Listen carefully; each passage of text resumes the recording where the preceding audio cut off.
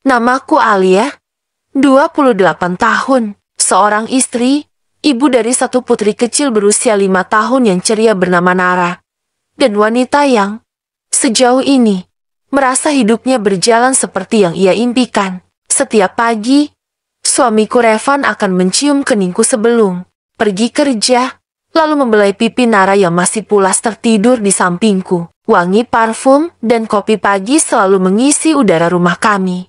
Aku terbiasa bangun lebih awal untuk menyiapkan sarapannya, telur dadar kesukaannya, roti panggang, dan teh manis. Kami tinggal di sebuah rumah kecil di pinggir kota, bukan rumah mewah, tapi nyaman, penuh tawa dan kenangan. Dindingnya penuh foto keluarga, coretan tangan Nara, dan stiker-stiker kecil yang dulu kutempel saat pertama kali menikah. Kadang-kadang aku berpikir, apakah ini yang dinamakan bahagia? Revan bukan suami yang sempurna. Kadang dia pulang terlambat karena lembur. Kadang juga lupa hari jati pernikahan kami. Tapi dia tidak pernah marah-marah, tidak pernah bersuara keras di depan anak, dan selalu tahu kapan waktunya diam, kapan waktunya mendekat. Aku bekerja sebagai guru les privat dari rumah, sementara Revan bekerja sebagai supervisor proyek bangunan, yang sering mengharuskannya berpindah-pindah lokasi proyek. Tapi dia selalu berusaha pulang setiap malam. Selalu, setiap akhir pekan, kami akan pergi ke taman, membawa bekal nasi goreng buatan sendiri, dan membiarkan Nara bermain ayunan sambil tertawa lepas. Kadang, Revan memotret kami berdua diam-diam, lalu mencetak fotonya dan menyimpannya di dompet. Hari itu juga seperti biasa, Revan baru pulang jam 8 malam. Wajahnya lelah tapi senyumnya tetap sama. Aku menyiapkan makan malam hangat dan kami bertiga makan sambil menonton acara kuis yang sudah jadi rutinitas malam kami. Aku dapat bonus bulan ini, katanya sambil menyuapkan nasi ke mulutnya. Serius? Wah, kita traktir Nara es krim. Ya, aku menimpali sambil tertawa. Revan mengangguk, lalu menatapku lama. Dan kamu juga. Kamu yang paling sabar di dunia. Aku tersenyum. Aku pikir, aku adalah wanita paling beruntung malam itu. Tapi aku tidak tahu. Malam itu adalah malam terakhir aku bisa tersenyum dengan utuh tanpa keraguan, tanpa luka. Sebuah rahasia besar sedang mengetuk pintu hidupku. Dan aku belum tahu apakah aku siap membukanya. Tapi sebelum rahasia itu benar-benar terbuka, hidup masih memberiku satu kejutan manis yang tak akan pernah kulupa. Ulang tahunku, tepat pukul 0, ketika aku baru saja menyelimutkan Nara yang tertidur di kamar. Lampu ruang tengah tiba-tiba padam. Awalnya aku pikir listrik mati, tapi saat aku keluar, ruang tamu mendadak menyala penuh lilin kecil dan taburan kelopak bunga mawar di lantai. Revan berdiri di tengah ruangan dengan kue tart kecil di tangannya. Di atasnya hanya ada satu lilin, tapi cukup untuk membuat mataku basah. Selamat ulang tahun, istriku, ucapnya pelan. Matanya menatapku dengan lembut. Aku menutup mulutku, menahan haru. Aku benar-benar tak menyangka. Biasanya ulang tahun hanya sekadar pesan singkat dan pelukan pagi. Tapi tahun ini, dia benar-benar menyiapkan sesuatu. Tiup lilinnya dulu, katanya, menyodorkan kue ke arahku. Aku memejamkan mata, mengucap harap dalam hati. Semoga keluarga kecil ini tetap utuh, tetap hangat, tetap milikku. Setelah lilin padam, Revan membuka sebuah kotak kecil berlapis beludu merah. Di dalamnya, ada sebuah kalung sederhana berbandul huruf R Dana. Nama kami berdua. Biar kamu selalu ingat, kalau hati aku cuma buat kamu, katanya. Aku tak bisa menahan air mata. Malam itu, kami tertawa bersama, berbicara soal masa lalu, mengulang-ulang kisah lucu pertama kali bertemu. Kami seperti pasangan baru menikah, hangat, penuh cinta. Setelah semua itu, kami tertidur dalam pelukan. Revan memelukku erat dari belakang. Tangannya menyelip ke dalam jemariku, dan bibirnya menyentuh pundakku dengan lembut. Aku merasa bahagia, terlalu bahagia. Mungkin sampai aku lupa. Kebahagiaan kadang datang diam-diam sebelum badai. Pagi harinya, saat aku hendak membangunkannya, Ponselnya yang tergeletak di meja bergetar pelan. Tak ada niat buruk, hanya refleks biasa untuk memastikan bukan panggilan penting dari kantor, tapi sebuah notifikasi muncul di layar. Arini, maaf belum sempat kirim hadiah, tapi aku harap kamu bahagia malam ini. Sayang, aku terdiam. Jantungku seperti berhenti berdetak untuk beberapa detik. Siapa itu? Arini. Dan kenapa dia mengucapkan kata yang hanya boleh aku ucapkan? Untuk suamiku. Jari-jariku gemetar saat menatap layar ponsel Revan. Notifikasi itu cepat menghilang. Tapi namanya tertinggal dalam benakku membekas seperti noda di dinding putih. Aku tak langsung menanyakan apa-apa. Revan masih tertidur. Wajahnya tenang. Bahkan, terlalu tenang. Aku mematung di sisi tempat tidur. Menggenggam ujung selimut seperti anak kecil yang tak tahu harus bagaimana. Pagi itu, aku menyiapkan sarapan dengan tangan yang dingin. Tanganku yang biasa lincah mengiris tomat kini terasa kaku. Suara Revan memanggil dari kamar. Sayang, teh manisnya 2 ya. Buat dibawa ke kantor juga. Aku hanya menjawab singkat. Iya, seharian itu. Pikiranku tak bisa tenang. Aku mencoba melanjutkan kelas les seperti biasa. Tersenyum di depan murid-muridku. Tetapi di antara setiap jeda pelajaran, nama itu terus berdengung. Arini, mungkin hanya teman kantor, mungkin sepupu, atau sahabat lama. Aku berusaha waras. Aku mencoba berpikir jernih. Tapi semua teori tentang logika tiba-tiba seperti tak bisa melawan perasaan gelisah yang tumbuh di dadaku. Sore harinya, saat aku membersihkan rak buku di ruang tamu, aku tak sengaja menemukan sebuah kertas kecil terlipat di sela novel milik Revan. Kertas itu seperti catatan kecil, dengan tulisan tangan halus. Terima kasih sudah menepati janji. Aku tahu aku hanya sebagian kecil dari hidupmu. Tapi bersamamu sebentar saja sudah cukup. Aku membeku. Janji apa? Sebagian kecil dari hidup siapa? Aku duduk di lantai, mencoba menenangkan napas. Dadaku terasa sesak. Apakah ini cuma kesalahpahaman? Atau memang ada sesuatu yang sedang disembunyikan Revan? Malamnya, Revan pulang seperti biasa. Ia mencium keningku, menyapa Nara dengan pelukan. Aku mengamatinya dari balik dapur. Tak ada yang berubah darinya. Ia tetap lembut, tetap perhatian. Tapi kini aku merasa asing. Seperti ada tirai yang tiba-tiba turun di antara kami. Dan aku tak bisa menyingkapnya begitu saja. Sebelum tidur, aku menatapnya yang sedang tertidur di sisiku. Dia ada di ranjangku. Tapi mengapa hatiku merasa seperti sendirian? Dan untuk pertama kalinya dalam pernikahan kami, aku menyimpan rahasia. Rahasia. Bahwa aku mulai tidak percaya padanya. Dan rasa tidak percaya itu seperti benih kecil yang tumbuh pelan tapi pasti menyusup ke setiap celah pikiranku. Aku mulai lebih peka, lebih waspada, lebih diam. Beberapa hari kemudian, Revan pulang. Lebih malam dari biasanya. Alasannya tetap sama. Lembur. Tapi malam itu ia tampak lebih terburu-buru saat mengganti baju dan berangkat lagi. Bahkan tanpa mencium kening Nara seperti biasanya, ada rapat mendadak di proyek. Katanya sambil mengenakan sepatu. Aku hanya mengangguk. Besoknya, aku mengantar Nara ke rumah sakit untuk imunisasi lanjutan. Setelah menunggu giliran cukup lama, aku akhirnya duduk di ruang tunggu anak bersama beberapa ibu lainnya. Di seberang ruangan, ada seorang perempuan muda yang menarik perhatianku. Dia mengenakan kerudung biru pastel dan tampak sangat lembut. Tapi bukan penampilannya yang membuatku diam terpaku, melainkan tatapan matanya yang menatapku lama. Seperti mengenalku, aku mencoba tersenyum sopan. Tapi perempuan itu hanya menunduk dan menggenggam erat ponselnya. Tak lama kemudian, seorang perawat memanggil, "Bu Arini." Aku tersentak. Arini, perempuan itu berdiri pelan, lalu berjalan melewatiku. Saat itu, pandangan kami kembali bertemu. Kali ini dia tersenyum kecil, senyum yang anehnya penuh rasa bersalah. Aku tak tahu kenapa. Tapi detik itu juga, aku merasa tubuhku dingin. Seperti ada sesuatu dalam diriku yang berkata, "Itu dia. Itu perempuan yang selama ini muncul dalam bayanganmu."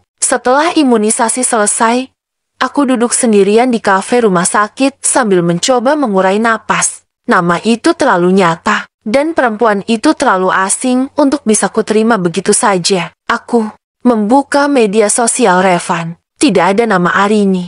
Tidak ada foto perempuan itu.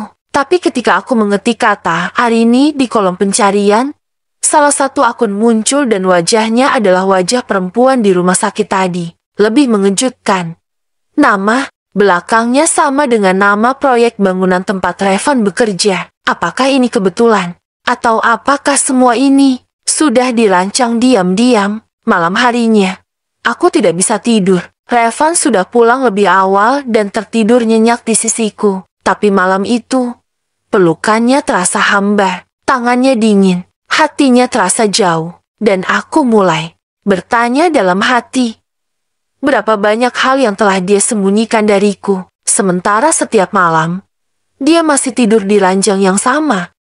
Pertanyaan itu terus menggema dalam kepalaku sepanjang malam. Aku menatap langit-langit kamar seperti menanti sebuah jawaban jatuh dari sana, tapi yang ada hanya suara napas Revan yang teratur, seolah dunia ini tak pernah berubah. Pagi harinya, Revan bersiap lebih cepat dari biasanya. Ia bahkan tak sempat sarapan. Maaf, sayang, hari ini jadwalnya padat sekali. Aku pulang malam. Ya, katanya sambil merapikan dasi. Aku hanya mengangguk dan tersenyum tipis. Senyum yang kupaksakan agar ia tak tahu bahwa aku mulai mengamati tiap geraknya, mencatat tiap celahnya. Revan meninggalkan rumah seperti biasa. Tapi kali ini, aku sengaja menyalakan ponselnya yang ia tinggalkan di meja makan. Ia memang tak pernah mengunci layar. Dulu, aku bangga akan kepercayaan itu. Tapi, hari ini, kepercayaan itu terasa seperti jebakan. Saat aku menyentuh layar, notifikasi kalender otomatis muncul. Biasanya hanya berisi jadwal meeting dan inspeksi proyek. Tapi satu entry ini berbeda. Sangat berbeda. Hari ini 14,0 jadwalmu dengan Arini. Jangan lupa bawa cincinmu. Cincin. Tanganku langsung gemetar. Mataku membaca ulang entry itu. Memastikan aku tidak salah lihat. Tapi tulisan itu tetap di sana dingin, tegas, dan sangat menusuk. Aku menatap ponsel itu lama. Lalu menatap pantulan wajahku di layar hitam. Siapa aku di hidupnya sekarang? Istri? Teman serumah? Atau hanya pemeran figuran dalam drama yang dia tulis sendiri? Hari itu, aku tidak bisa fokus mengajar. Bahkan Nara pun menyadari ada yang berbeda dariku. Mama sedih? Ya, tanyanya polos saat aku mengaduk susu coklatnya terlalu lama. Aku memeluknya erat. Aku tidak tahu bagaimana menjelaskan pada anak sekecil itu bahwa dunia kecil kami sedang berguncang dan ayah yang selalu ia banggakan mungkin sedang menyembunyikan keluarga lain di balik senyumnya. Sore harinya, Revan pulang seperti biasa. Ia membawa sekotak roti kesukaanku, menyodorkannya sambil berkata, "Kamu kelihatan lelah, aku belikan ini." Ya, aku hanya mengangguk. Lagi-lagi senyum tipis. Tapi malam itu, saat dia mandi, aku membuka laci meja kerjanya. Tanganku bergerak pelan. Gemetar. Ada sebuah map coklat di sana, terdapat beberapa lembar foto proyek, laporan, dan selembar kertas berlogo kantor urusan agama. Aku menahan napas. Surat itu bukan milikku, tapi tertulis di sana nama Revan Prasetya. Dan di bawahnya, tertulis nama perempuan itu, Arini Lestari. Mata dan hatiku mulai buram. Tangisku pecah tanpa suara, tanpa drama. Karena malam itu, untuk pertama kalinya, aku melihat bukti bahwa suamiku memang benar-benar menikah lagi. Diam-diam, sembunyi-sembunyi. Tapi yang paling menyakitkan bukan soal pernikahan keduanya, melainkan kenyataan bahwa dia masih memelukku setiap malam seolah tak ada yang berubah. Tapi semuanya telah berubah.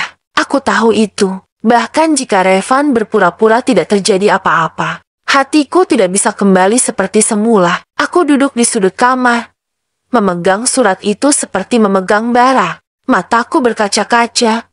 Tapi aku menahan tangis bukan karena aku kuat, Tapi karena aku tidak tahu bagaimana harus menangis saat hatiku terasa lumpuh, Revan keluar dari kamar mandi sambil mengeringkan rambut. "Kamu belum tidur?" Aku cepat-cepat menyembunyikan surat itu ke balik bantal. "Belum, susah tidur." Jawabku pendek. Ia hanya mengangguk, lalu naik ke tempat tidur dan merebahkan diri di sampingku. Lalu, seperti biasa, ia menyentuh tanganku. Sentuhan yang dulu membuatku merasa aman, kini justru membuat tubuhku gemetar. Di dalam pikiranku hanya satu kalimat berulang-ulang. Bagaimana bisa dia menikah lagi tanpa izinku sebagai istri sah, sebagai perempuan yang bersamanya sejak dari nol? Bagaimana dia bisa memutuskan hal sebesar itu sendirian, tanpa bicara, tanpa izin, tanpa penjelasan? Pagi harinya, aku menelepon sahabatku, Sinta, yang seorang pengacara. Aku tidak langsung menceritakan semuanya, hanya bertanya seolah sambil lalu. "Sin, kalau seorang pria menikah lagi tanpa izin istri pertama, itu legal gak sih?" Dari seberang telepon, Sinta diam sejenak sebelum menjawab. "Kalau di catatan negara, itu tidak sah secara hukum kalau tanpa persetujuan istri pertama. Tapi kalau hanya secara agama, kadang tetap dilangsungkan secara diam-diam." Hatiku makin sesak. Jeti Revan memilih jalan sunyi, jalan sembunyi, jalan yang tak melibatkan aku. Padahal aku adalah orang yang paling berhak tahu. Hari itu, aku pergi diam-diam ke kantor KUA terdekat, membawa surat fotokopian yang semalam sempat kuambil. Aku pura-pura sebagai pihak keluarga yang ingin memastikan keaslian data. Dan saat petugas membuka sistem di komputernya, ia mengangguk pelan. "Benar, Bu, surat ini tercatat sebagai pernikahan non-resmi, hanya tercatat internal, bukan disahkan.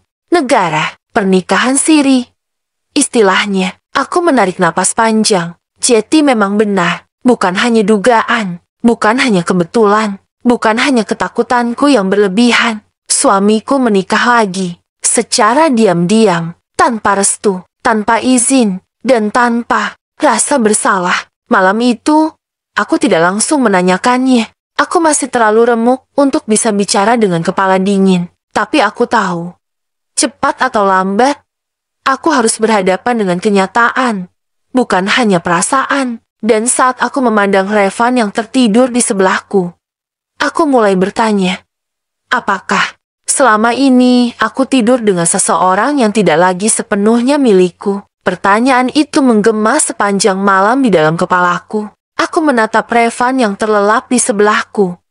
Tubuhnya hangat, napasnya tenang, tapi ada jarak yang tak terlihat di antara kami. Jarak yang dulu tak pernah ada. Pagi itu, aku memantapkan hati. Sudah cukup aku diam. Sudah cukup aku pura-pura tak tahu. Setelah Revan selesai sarapan dan bersiap pergi, aku berdiri di depan pintu keluar, menghadangnya. "Kita perlu bicara," ucapku dengan suara pelan tapi tegas. Revan mengernyit. "Sekarang, aku agak buru-buru.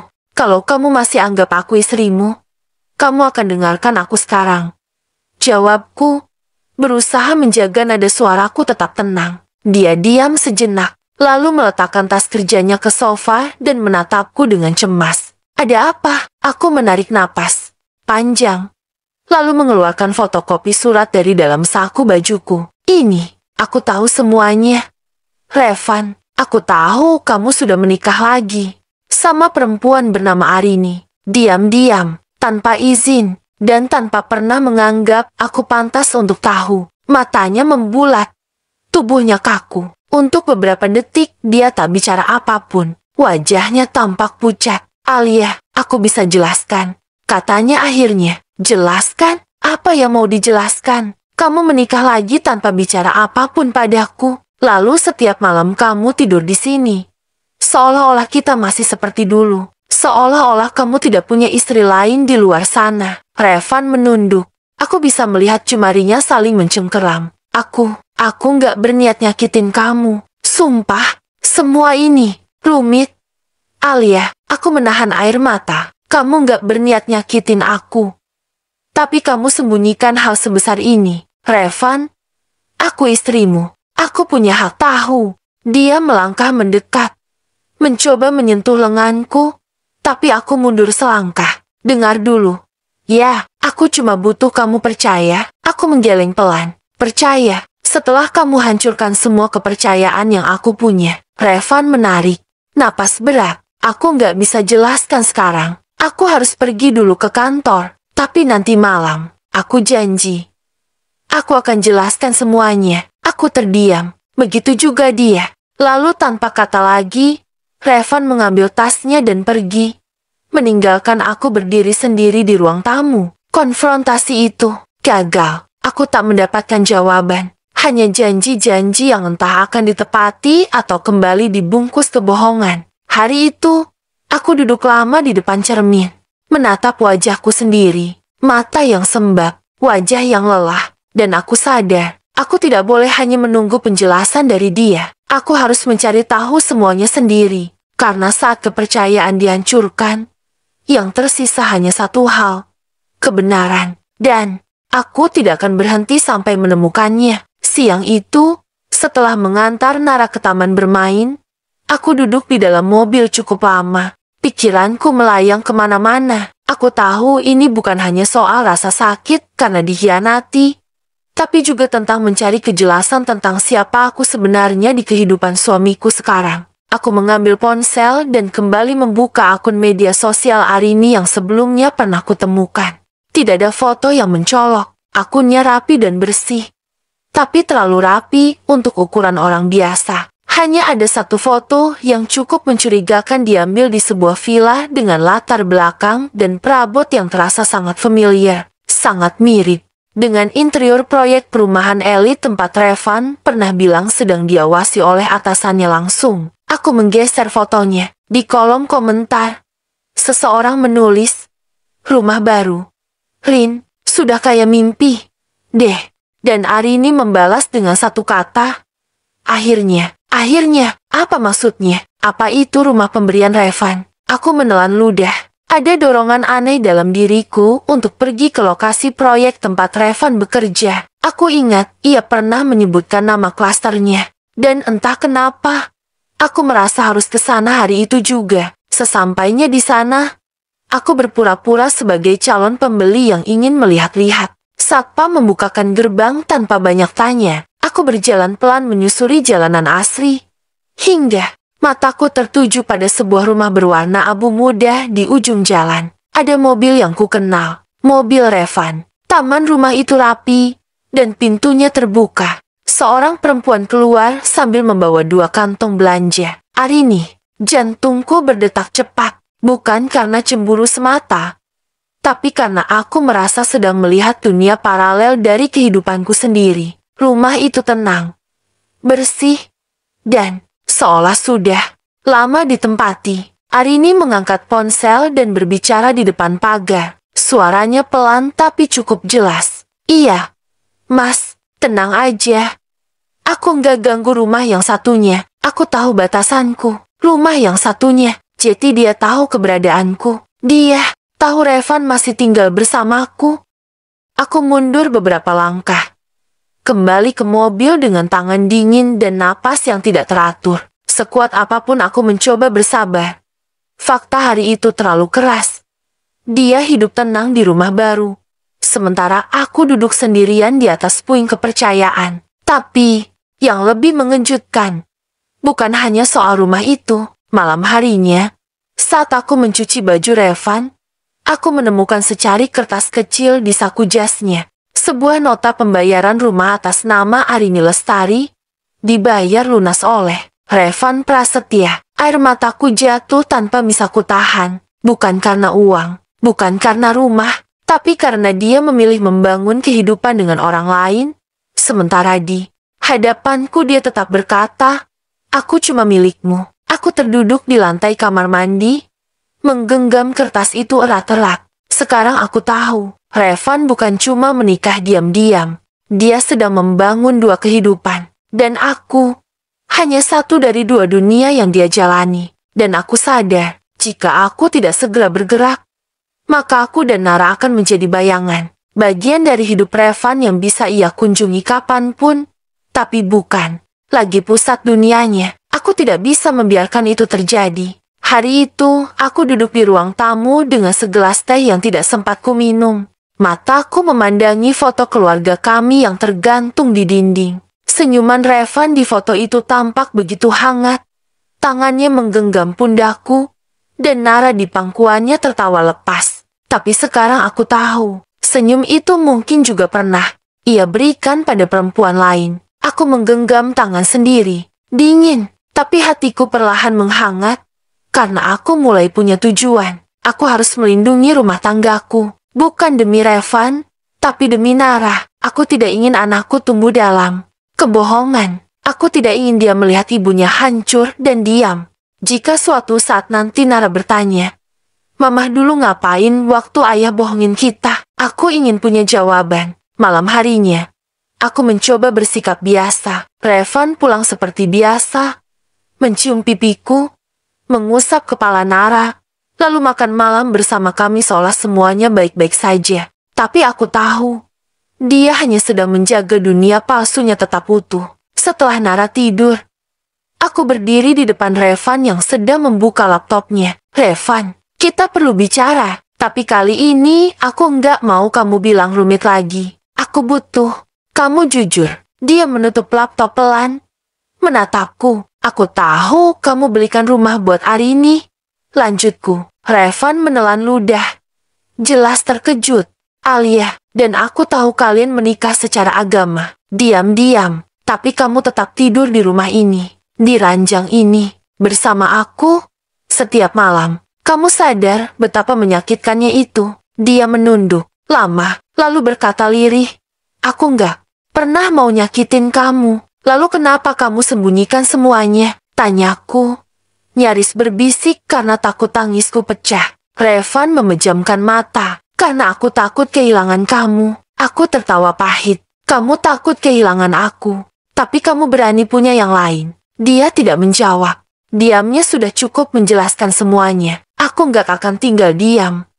"Revan," kataku akhirnya, "aku akan cari tahu semua. Aku akan pastikan apa yang jadi hakku tetap aku jaga. Aku bukan istri yang bisa kamu tinggalkan seenaknya. Bukan ibu dari anakmu yang bisa kamu abaikan kapan saja." Dan malam itu, untuk pertama kalinya, aku tidak menangis. Karena aku sudah berhenti jadi perempuan yang menunggu. Sekarang aku perempuan yang akan melindungi apa yang menjadi milikku. Dan langkah pertama yang harus kulakukan adalah membuka semua yang masih tersembunyi seluruh kebenaran.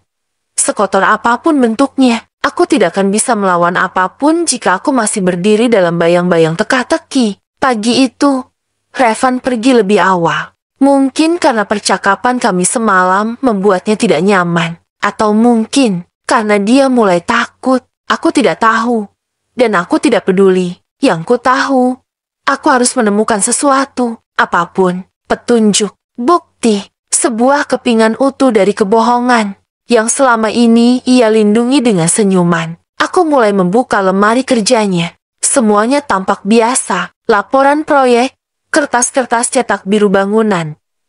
Bahkan buku catatan kecilnya hanya berisi angka-angka dan to-do list yang membosankan. Hingga aku melihat satu laci kecil di sisi bawah yang selama ini selalu terkunci. Aku sempat mencobanya beberapa bulan lalu saat mencari flash disk. Tapi Revan bilang itu berisi dokumen penting kantor. Hari ini, aku tidak percaya begitu saja. Aku mengambil kotak kunci cadangan dari laci dapur yang biasa kami pakai untuk menyimpan kunci lemari lain. 3 percobaan. Pada kunci keempat, klik, laci terbuka. Dan di dalamnya, ada sebuah amplop putih lusuh. Tanpa nama, tanpa alamat. Tapi begitu kubuka, tanganku langsung gemetar. Isinya adalah surat tulisan tangan. Dari Arini. "Alia, mungkin saat kamu membaca ini, semua sudah terbuka. Aku tidak pernah berniat merebut Revan darimu. Tapi aku juga manusia. Aku juga punya hati. Dan saat aku tahu kami sama-sama mencintai orang yang sama, aku pun memilih untuk diam. Revan bilang dia tak bisa meninggalkanmu. Karena kamu wanita yang luar biasa. Tapi dia juga tidak bisa melepas aku. Karena aku datang saat dia dalam keadaan paling rapuh dalam hidupnya. Dia memintaku untuk menikah diam-diam, tanpa menyakitimu. Tapi kita berdua tahu, kebohongan tetap akan menyakiti. Aku minta maaf, Alia, tapi kamu berhak tahu bahwa semua ini bukan cuma keinginan Revan, tapi juga kesepakatan kami. Aku membaca ulang surat itu berkali-kali, seolah tak percaya. Bukan hanya Revan yang berdosa, tapi Arini juga mengetahui semuanya sejak awal. Mereka sadar keberadaanku. Mereka sadar bahwa aku istri sah. Tapi mereka tetap memilih diam. Tanganku mengepal. Bukan karena cemburu, tapi karena sakit hati yang berbeda. Dipermainkan oleh dua orang yang saling menyebut dirinya tidak ingin menyakiti. Hari itu aku berdiri di depan kaca, menatap diriku dengan mata sembab, tapi tekad yang mulai menyala. Sekarang aku tahu apa tujuan yang harus kupilih. Aku tidak hanya ingin tahu, aku ingin menuntut, aku ingin menentukan. Aku tidak akan tinggal di antara dua dunia yang dibuat Revan, karena aku hanya pantas berada di satu tempat, di sisi kebenaran. Dan kebenaran itu kini menggiringku pada sebuah persimpangan yang tak bisa aku hindari. Aku tahu, apapun keputusan yang kuambil dari titik ini, hidupku tidak akan pernah sama lagi. Tapi justru karena itulah, aku harus memilih, bukan untuk Revan, bukan untuk Arini, tapi untuk diriku sendiri dan untuk Nara. Malam itu, aku menunggu. Revan pulang tanpa berkata sepatah kata pun saat ia masuk rumah. Ia tampak canggung, seperti seseorang yang tahu badai akan datang. Tapi tetap pula-pula langit cerah. Kami makan malam dalam diam. Nara mencoba mencairkan suasana dengan celotehnya. Tapi aku bahkan tak mampu berpura-pura tersenyum. Setelah Nara tidur, aku duduk di ruang tamu. Surat dari Arini sudah kutaruh di atas meja. Terbuka. Saat Revan keluar dari kamar dan melihatnya, ia langsung membeku. Alia, suaranya pelan, gentar. Aku sudah baca semuanya. Kataku datar, bukan hanya tentang pernikahan kalian, tapi juga tentang kesepakatan kalian, tentang rumah yang kamu belikan, tentang aku yang kalian sembunyikan bersama. Dia duduk di depanku, wajahnya lelah, dan untuk pertama kalinya, dia tidak mencoba membelah diri, hanya menatapku dengan mata yang penuh sesal. Aku salah, katanya akhirnya. Aku pengecut, aku takut kehilangan kalian berdua. Dan akhirnya aku justru menyakiti kalian semua. Aku mengangguk pelan. Dan sekarang, kamu harus memilih. Revan, karena aku tidak akan berbagi. Aku tidak akan membesarkan anakku dalam rumah tangga 3 arah. Jika kamu ingin mempertahankan aku dan Nara, maka kamu harus melepaskan dia. Dia tertunduk, tangannya mengepal. Aku butuh waktu, terlambat. Potongku, pelan tapi tegas, waktumu sudah habis sejak kamu memilih menikah diam-diam. Sekarang kamu hanya punya satu kesempatan terakhir untuk memperbaiki semuanya. Tapi kalau kamu tetap ingin menjalani 2 kehidupan, maka jangan pernah kembali ke rumah ini. Revan menatapku lama, ada badai di matanya. Mungkin amarah, mungkin rasa bersalah, tapi aku tidak peduli. Aku nggak siap kehilangan Arini. Dan saat kalimat itu keluar dari mulutnya, hatiku runtuh sepenuhnya. Dia tak memilihku. Dia tak memilih rumah ini.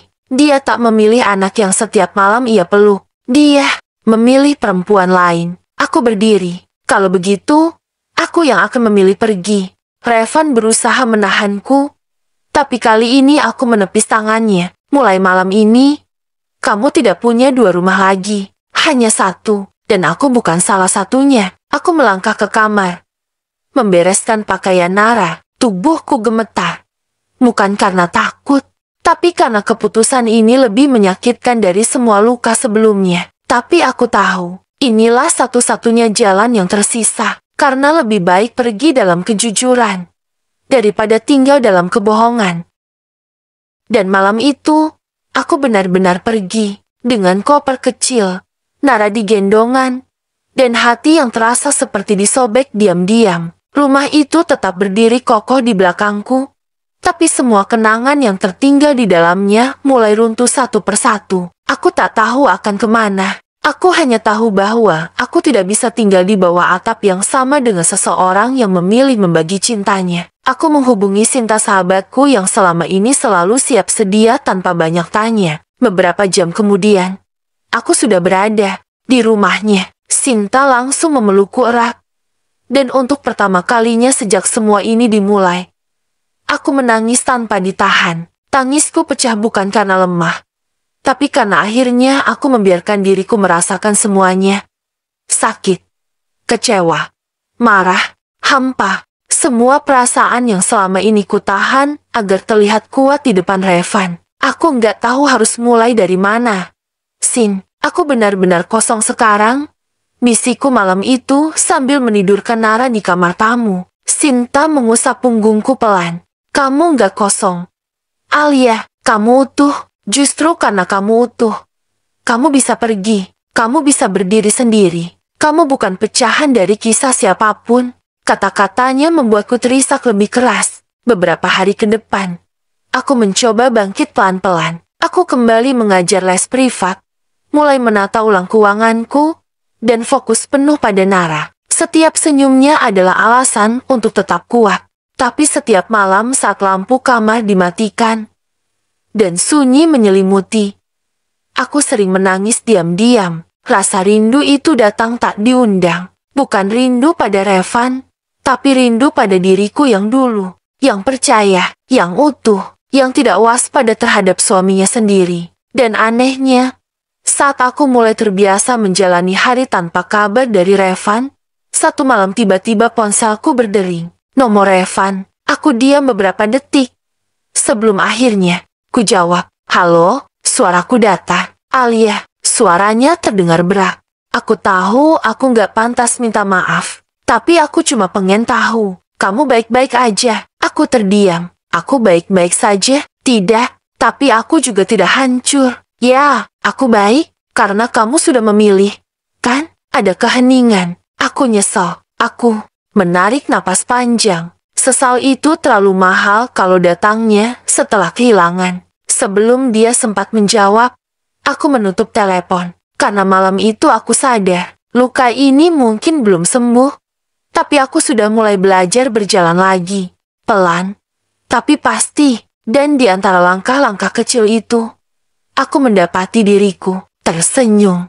Bukan karena semuanya baik-baik saja, tapi karena aku mulai merasakan kembali siapa diriku sebenarnya. Alia yang bukan hanya istri Revan. Alia yang bukan hanya ibu dari Nara. Tapi Alia yang utuh sebagai dirinya sendiri. Sore itu, aku duduk di taman sambil menemani Nara bermain. Udara sejuk, langit sedikit mendung, dan aku membawa buku catatan kecil yang dulu sempat terbengkalai. Buku yang dulu sering kugunakan untuk menulis mimpi-mimpiku jauh sebelum aku menikah. Aku membukanya perlahan. Halaman pertama membuat mataku berkaca-kaca. Di sana tertulis, mimpiku sederhana, menjadi wanita yang tidak melupakan dirinya sendiri, meski suatu hari menjadi istri dan ibu. Aku membacanya berulang kali, dan untuk pertama kalinya, aku sadar, mungkin kehilangan ini bukan kutukan, tapi pengingat bahwa dalam mencintai orang lain, aku pernah lupa mencintai diriku sendiri. Pekerjaan les privatku mulai berjalan lagi. Beberapa orang tua mulai merekomendasikanku ke teman mereka. Jadwalku semakin penuh, dan meski lelah, aku merasa hidupku bergerak lagi. Sinta bahkan mulai mendorongku untuk membuka kelas belajar kecil di rumahnya. Kamu punya potensi besar, Lai. Jangan cuma sembunyi di balik luka. Dan aku mulai mempertimbangkannya. Tapi, di sisi lain, Revan kembali mencoba menghubungiku. Ia tidak memaksa, hanya bertanya kabar, mengirimkan uang untuk Nara, dan sesekali menanyakan apakah ia boleh menemui putrinya. Aku izinkan, karena Nara berhak atas ayahnya. Tapi aku menegaskan, satu hal, jangan datang kalau niatmu hanya ingin memperbaiki penampilan. Datanglah kalau kamu sudah benar-benar berani menghadapi kenyataan. Hari itu ia hanya menjawab, aku sedang belajar. Alia, tapi semakin aku jauh darimu, semakin aku tahu, aku kehilangan segalanya. Aku tidak membalas, karena bagiku, Itu bukan tentang kehilangan dia, tapi tentang menemukan kembali diriku. Dan di tengah malam yang sunyi, saat Nara sudah tidur dan aku kembali duduk sendiri, aku tersenyum pelan. Senyum yang berbeda dari sebelumnya. Senyum yang lahir dari luka, tapi juga dari kekuatan. Senyum yang bilang, aku belum selesai, aku baru saja mulai. Dan rupanya, semesta mendengarkan. 3 hari setelah malam itu, Revan datang. Bukan lewat pesan, bukan lewat telepon, tapi berdiri langsung di depan pintu rumah. Sinta, dengan wajah yang jauh lebih lelah dari terakhir kali kulihat. Aku membuka pintu dengan perasaan campur aduk, antara siap dan belum, antara marah dan rindu. Tapi aku tahu, aku tidak bisa selamanya lari dari kenyataan yang sedang berdiri tepat di hadapanku ini. Revan menunduk lama sebelum bicara. Aku nggak minta kamu langsung percaya lagi. Tapi, aku datang karena aku mau menepati janji untuk menjelaskan semuanya. Jujur, sampai habis. Aku memandang matanya. Kali ini tak ada lagi pembelaan. Tak ada lagi kepura-puraan. Hanya lelaki yang telah kehilangan sesuatu yang tidak bisa ia ganti. Kami duduk di teras. Jarak di antara kami terasa seperti samudra. Tapi anehnya, tidak menakutkan. Alia, waktu itu aku lelah. Katanya memulai. Aku capek jeti kepala. Rumah tangga yang dituntut terus berhasil. Waktu proyek gagal. Waktu aku hampir kehilangan pekerjaan. Aku merasa kamu dan semua orang hanya menuntutku kuat. Aku nggak cerita ke kamu karena aku malu. Dan saat itu, Arini muncul. Aku diam, mendengarkan. Dia bukan yang terbaik, tapi dia hadir saat aku rapuh. Dia dengarkan. Dia bantu aku bangkit. Lalu semuanya jadi kabur. Aku pikir, aku bisa bagi cinta. Tapi ternyata, aku justru kehilangan semuanya. Aku menatapnya. Lirih, kenapa kamu gak cerita ke aku saat kamu lelah? Dia menghela napas panjang. Karena aku pikir kamu gak akan ngerti. Tapi ternyata, kamu satu-satunya yang selama ini paling ngerti. Aku memejamkan mata sejenak. Kalimat itu seperti luka yang ditekan perlahan. Revan mengeluarkan sebuah map dari tasnya. Ini, akta pembatalan pernikahan dengan Arini. Aku sudah menyelesaikan semuanya. Bukan karena kamu paksa, tapi karena aku sadar.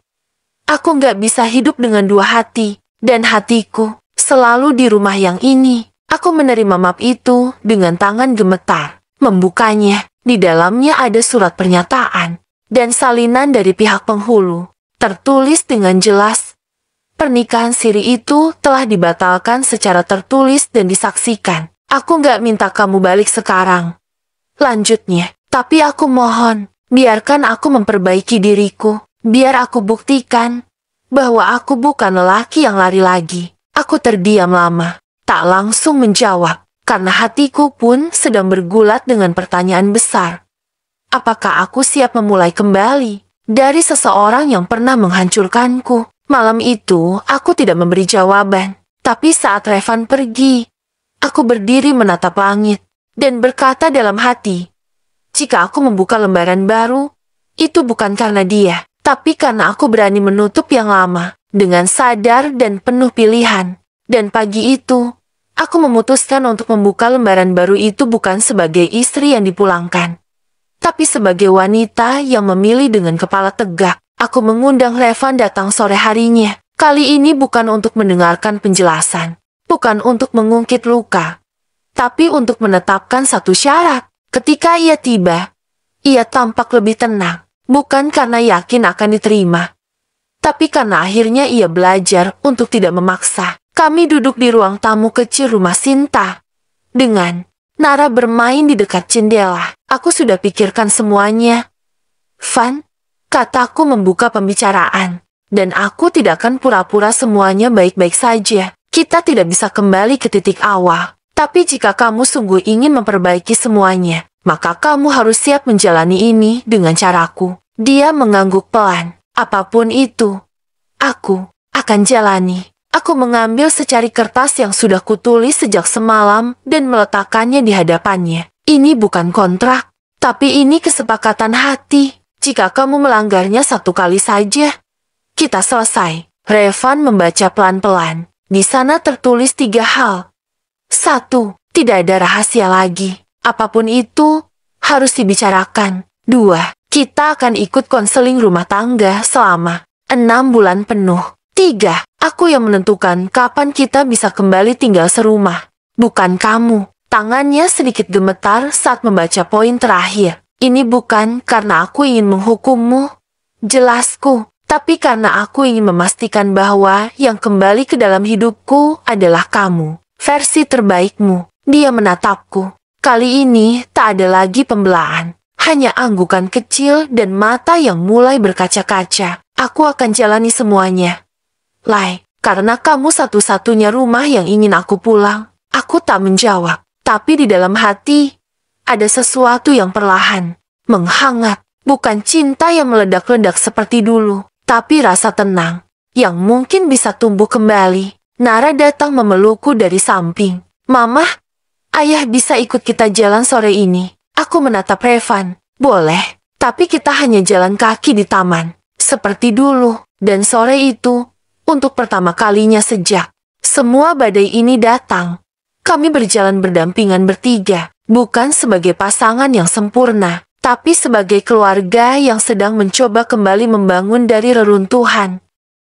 Dan proses membangun kembali itu ternyata tidak semudah yang kupikir. Hari-hari pertama terasa canggung. Kami tak lagi sedekat dulu, tapi tak juga sepenuhnya asing. Kami seperti 2 orang yang tahu jalan pulang, tapi sedang belajar membaca ulang peta hati masing-masing. Revan mulai ikut konseling seperti yang kusyaratkan. Setiap Jumat sore, kami datang bersama di ruang kecil dengan sofa abu-abu dan suara jam dinding berdetak pelan.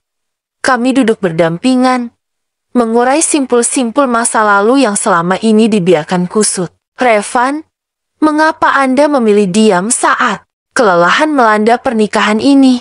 Tanya Bu Ratri, konselor kami. Revan diam sejenak, lalu menatapku. Karena aku takut terlihat lemah di depan Alia. Aku selalu pikir, laki-laki harus kuat, harus bisa menyelesaikan semuanya sendiri. Aku menunduk, rasanya seperti disayat lagi.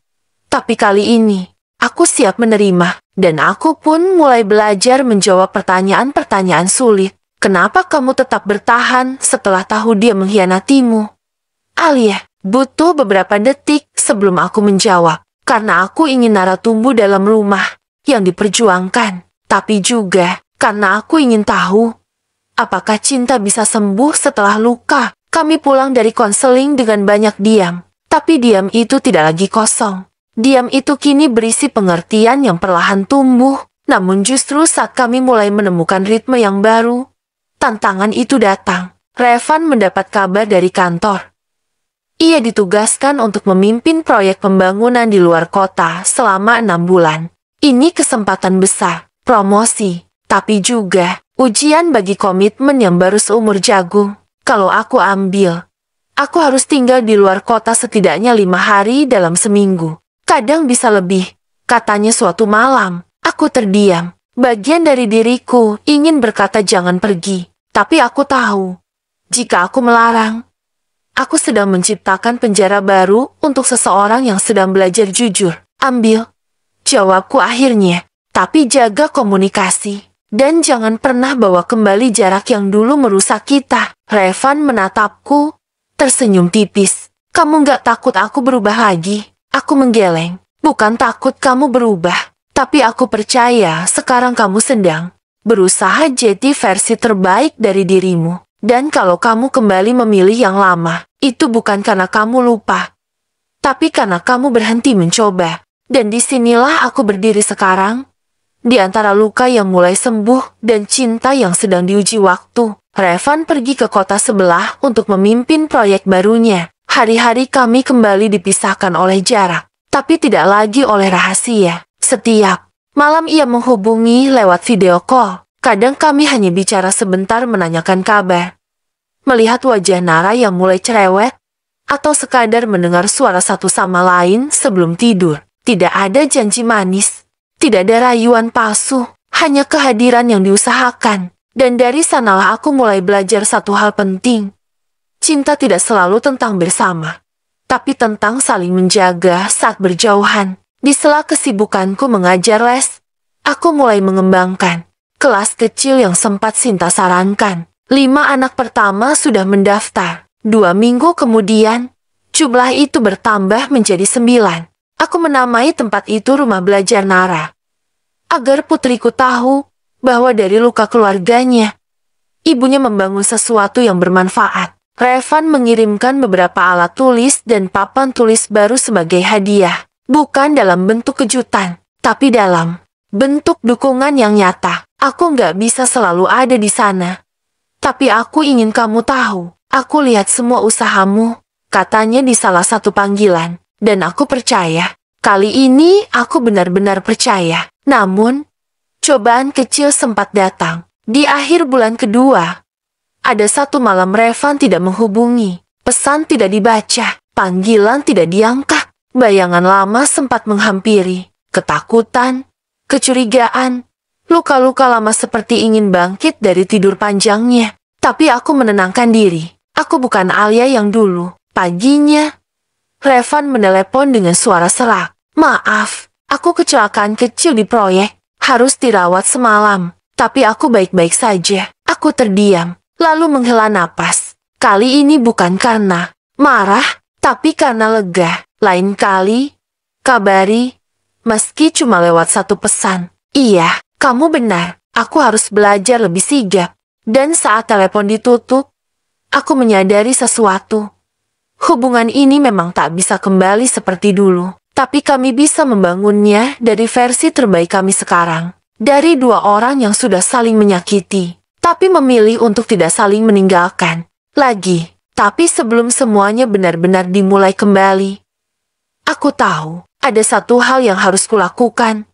Berdamai dengan diriku sendiri. Selama ini aku sibuk memaafkan Revan, membangun ulang keluarga kami, menjadi ibu yang kuat untuk Nara, dan mencoba memahami bagaimana hati bisa sembuh. Tapi aku lupa bahwa aku juga harus memeluk luka di dalam diriku yang terlalu lama kupaksa diam. Maka sore itu, setelah Nara tidur siang, aku duduk sendiri di kamar. Kupeluk bantal di pangkuan, lalu kubuka buku catatanku yang selama ini menjadi saksi dari semua perasaan yang tak pernah sempat terucap. Kali ini, aku menulis sebuah surat untuk diriku sendiri. Alia yang dulu, maaf, karena kamu harus terluka begitu dalam. Maaf, karena kamu pernah merasa tidak cukup hanya karena pilihan orang lain.